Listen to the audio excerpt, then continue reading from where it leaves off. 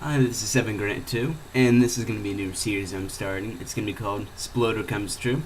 I'm just going to be talking about random things on the website, specifically the game creators, and I'm going to be talking about different aspects of them, about making games themselves, and the creators. So today's topic is going to be the creators themselves, and I'm going to do a bit of a review on them. So right now we have 5 creators. We have the retro, platformer, physics, classic shooter, and the algorithm clue.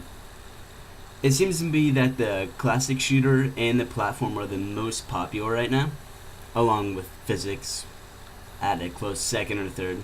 And I think the shooter and the physics are kind of tied. But it seems like the algorithm clue and the retro arcade still have yet to get major momentum. And I think there's a couple of reasons for that. If you look at the classic shooters and the platformer, there really is no set size limit to how big a game can be. You can stretch the border of any game as long as you like it. It could be a very long, wide game, it could be a tall game, and there's no limit on how big that space is. But for the rest of the creators, the retro, physics, and algorithm crew, there is a set limit. Like for the retro, you can only go so tall and wide. For the physics, you can only have so big of a box, and the same thing with algorithm clue. That's probably one of the biggest blows you can do to a game maker, is to limit the size of a game you can make.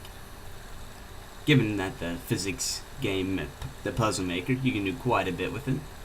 It just that limited size definitely takes away from the interactive medium you can give through it.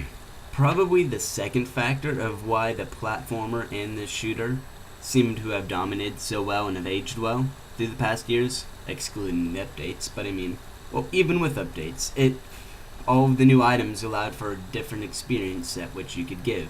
So many variety of options you can do with the classic shooter, along with the platformer. So many different enemies, ways you can go about it. Both the algorithm clue, for a good example, there's not really a whole lot to do.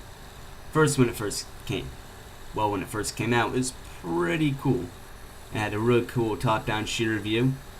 The actual gameplay is nice, but it's just there's not a whole lot to do with it. Geoff didn't add enough variety of items to really highlight the gameplay mechanics of it.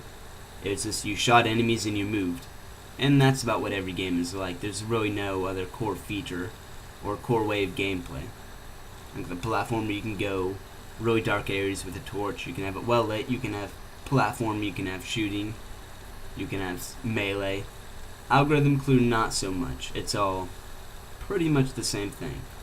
So with that said, a bit about the new retro arcade. It just came out, but I'm not sure it's gonna do too well either. I'm afraid it might end up like the algorithm clue, mainly because of the limited area provides. GF has added a good thing about adding gates, which allows you to add a whole bunch of different gameplay. But right now, the actual gameplay mechanics seem quite repetitive. It's only moving from left to right, and forced RPG elements, which may not be wanted in all game creators, as well as the limited gameplay it provides. Like the monsters seem quite repetitive. And there's only 2 ways to defeat them. You blast like your magic spell at them, or you hit their head. Some enemies you can't even hit their head, so you just have to blast a magic spell at them. There's not really a whole lot you can really add to that. So I think GF really needs to worry about expanding the horizons to these game makers. And the other thing GF needs to add, along with making the game bounds larger for each of those 3 game makers, but for the retro arcade makers specifically, is a new variety of weapons. Like, there's only 2 ways to kill an enemy right now, and that would be shooting a weak magic spell at him, or hitting them on top of the head, which not even every enemy you can hit on top of the head. That's pretty limiting the ways you can defeat enemies, unlike the classic shooter, which is you're given a wide variety of weapons, and you can get in a large amount of situations. Or like the platformer, which is you can be giving different weapons, like the sword or a gun, in which you can battle enemies in a different way, whether you sneak around them, shoot them, kill them, use environment. So Retro Arcade Maker should definitely utilize some of those good key elements that the other creators used. Alright, this is the end of this podcast. This is 7 Grant 2, and I'll catch you later.